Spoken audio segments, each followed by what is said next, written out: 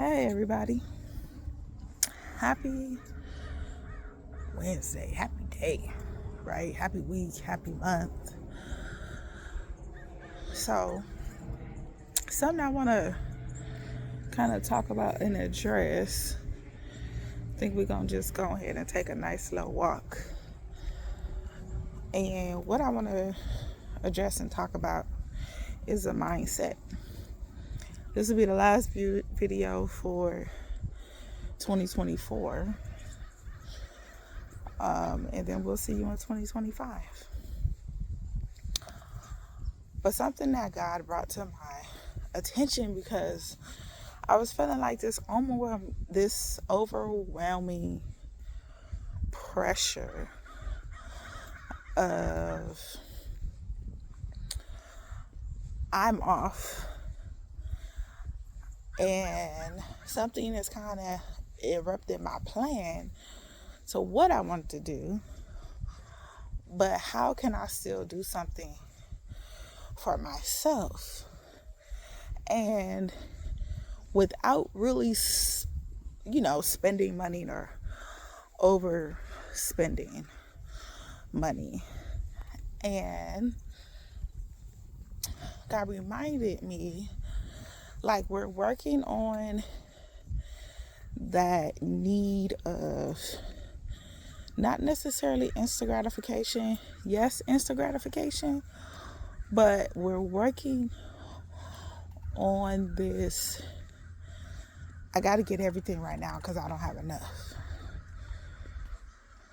That's not instant gratification. That is a mindset of feeling as if you don't have enough. And he said, Erica,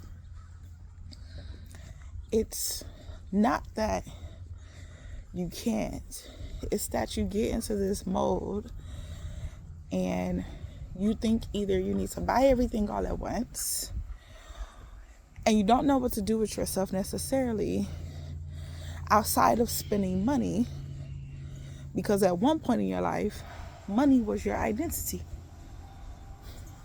At one point in your life, you had your money on. People can tell what your status was financially based upon what you was wearing, how you looked. It's the world you live in, right? So I said, okay. He said, but it's also not just a taking off that, but it is your mindset of lack. Thinking that you lacking something, so you need to get everything right here, right now.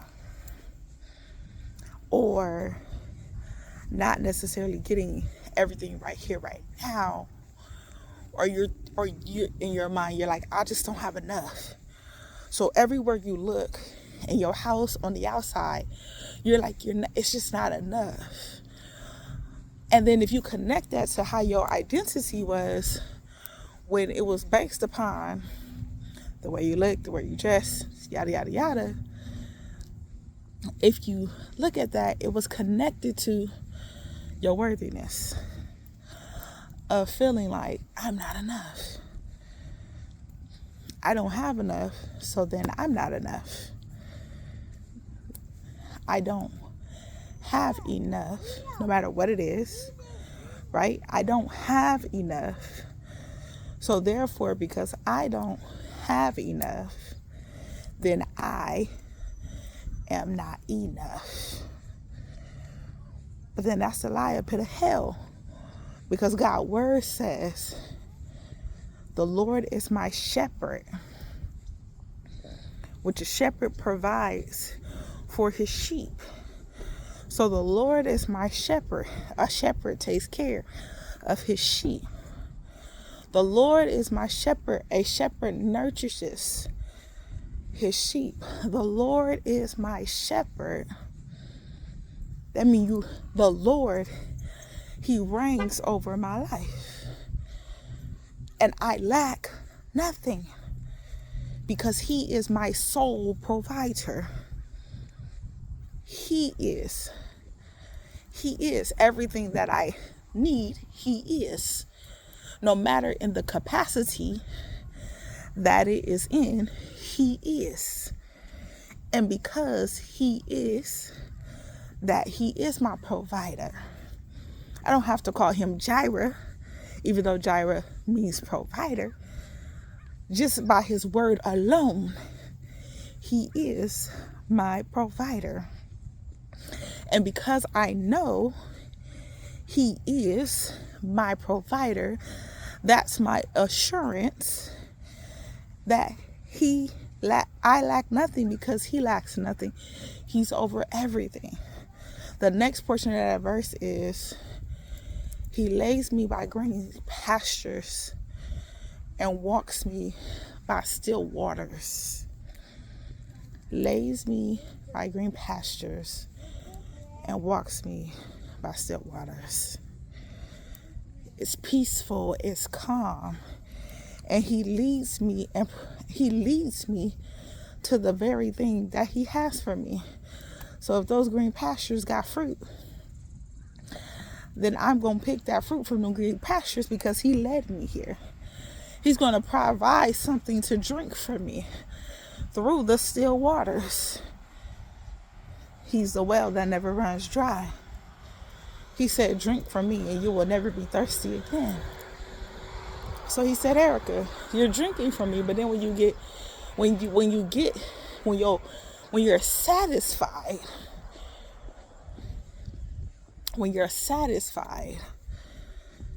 we still go through this battle, which means that you're not allowing me to feel every area in your life. You're still lacking. You're still lacking something. And what it is that you're lacking the mindset fully thereof.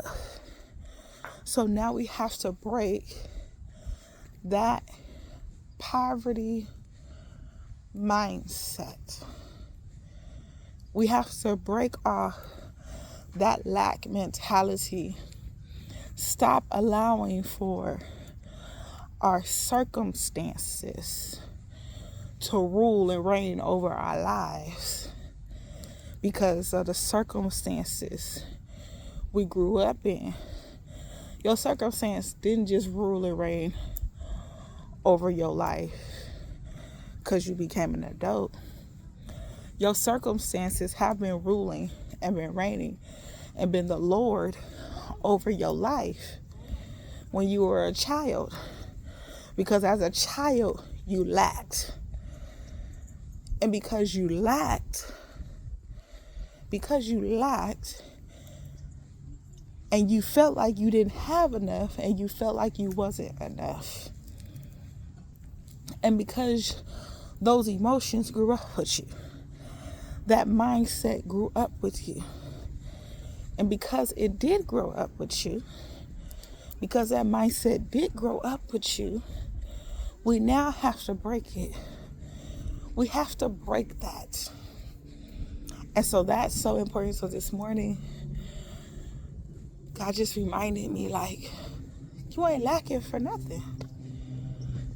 This is things that you coach people on, and you tell people the number one rule you have when people come to you, which is true, is when they're talking about their finances and they say, man, I'm broke, I can't do nothing.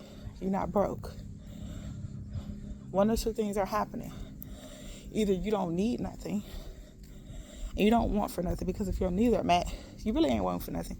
I mean, you probably got some desires for some stuff, right? But you don't really want or need for anything if all your needs is met.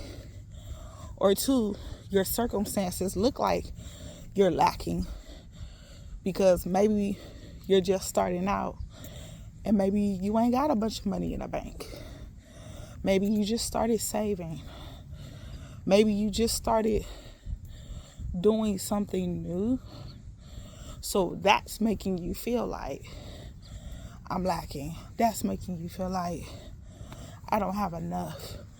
But when you say, I don't have enough, you say God is not enough. Not just you ain't enough, God is not enough. And if you're saying that God is not enough, then you're also saying that you are not enough. And what you're essentially saying is, he can't provide enough. So I got to go do this on my own. I learned the hard way. I don't want to do this on my own. Jesus, you handle it. And he's been handling it. It's been a consistent habit of me surrendering and laying down everything to him. All of my worries, everything on a daily and regular basis. And when I feel like, I ain't really got no worries to lay down, Jesus, because I trust you. Something else big and major comes up. And then he's like, okay. And then I find myself, and he's like, see, that's where you be lacking trust at. You said you trusted me. This come up. And now here it is. We back at square one. We shouldn't be back at square one. We should be like, oh, okay, that happened. Okay. You know what? It's cool. It's all right. Because I know that God is going to provide for me. I know God is going to take care of me and my children. So going into 2025,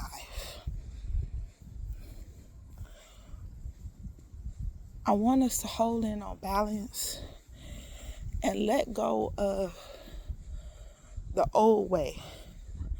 What's the old way? The old way is the way that you grew up. It's the way that the world has shaped us millennials how to be.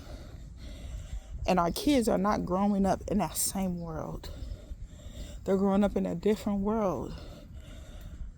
And we don't want to miss it, because some of our parents and generations before us, they missed it. But that's because they couldn't embrace the new normal. Embrace the new normal. This has nothing to do politically. I really don't care about that. This is everything about what God is doing and what he's trying to do with his people. And what I'm saying is, in 2025, instead of us worry so much about the government, how about we actually take the opportunity to put our focus and our energy exactly where God leads us?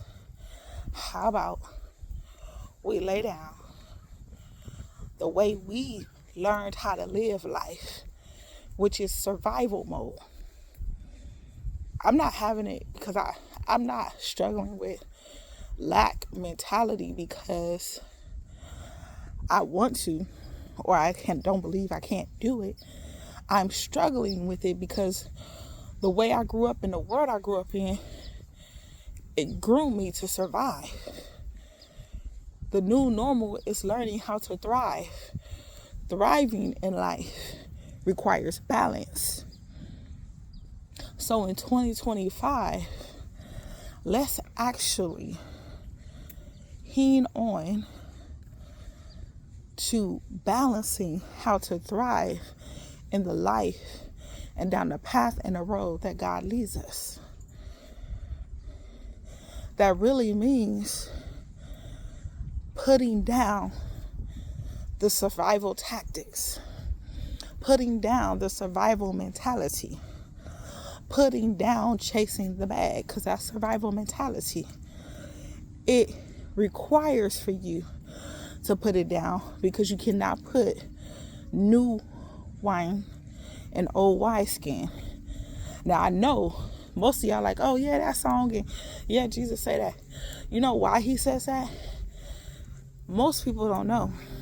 If you take new wine, fresh wine, and put it into an old wine skin, the skin bursts.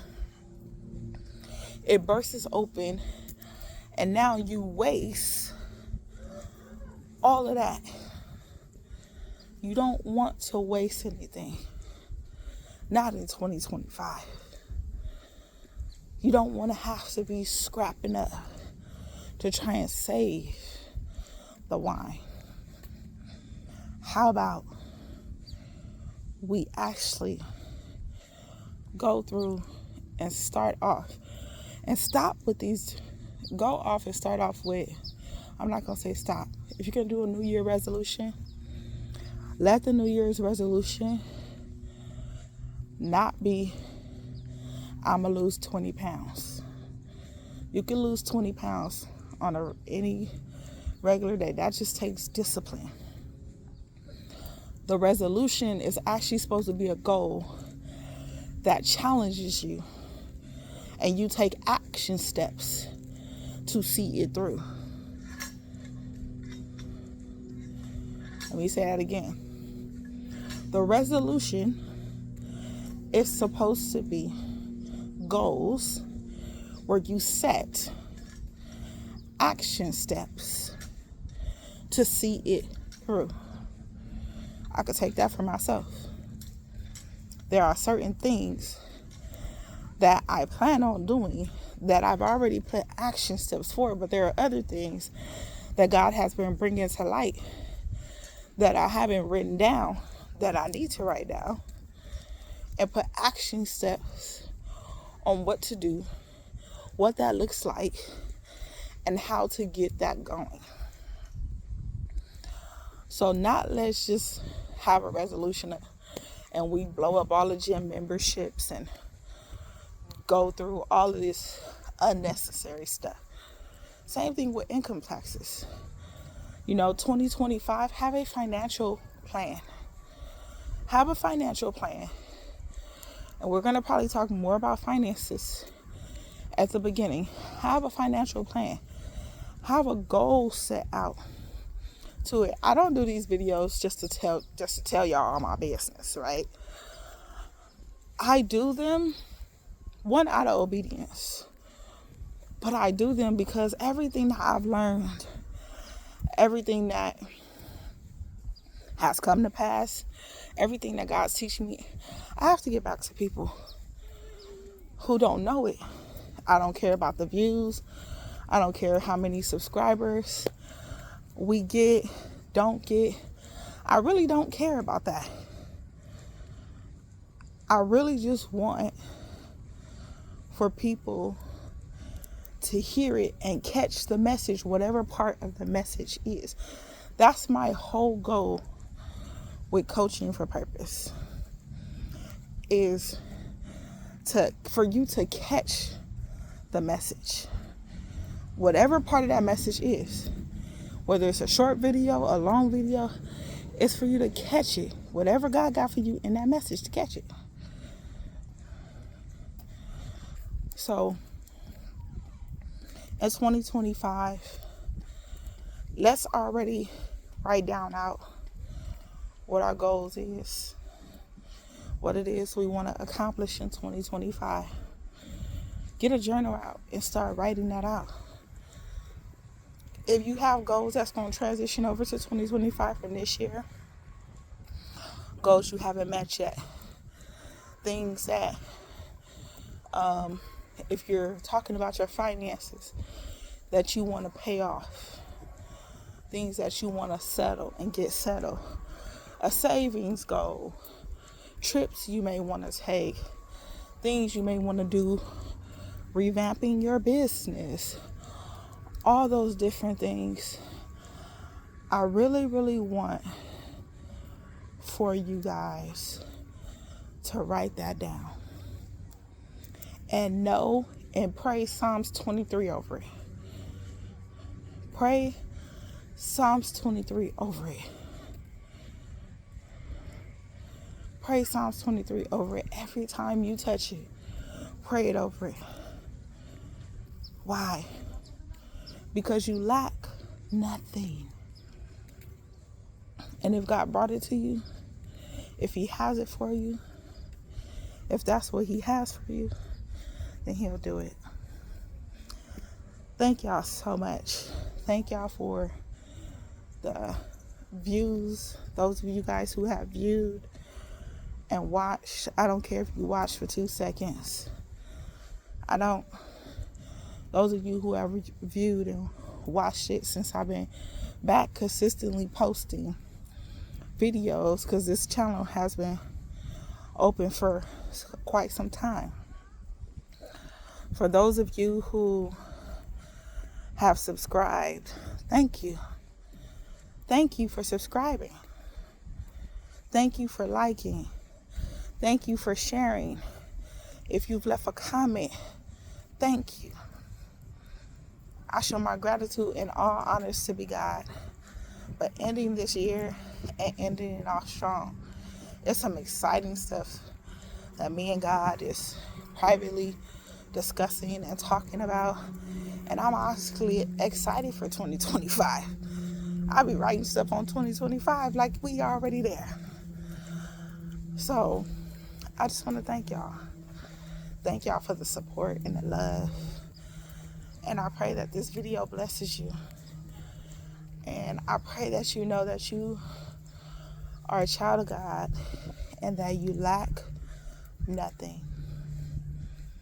You lack nothing. You lack nothing. I appreciate y'all. Have a blessed day. Bye.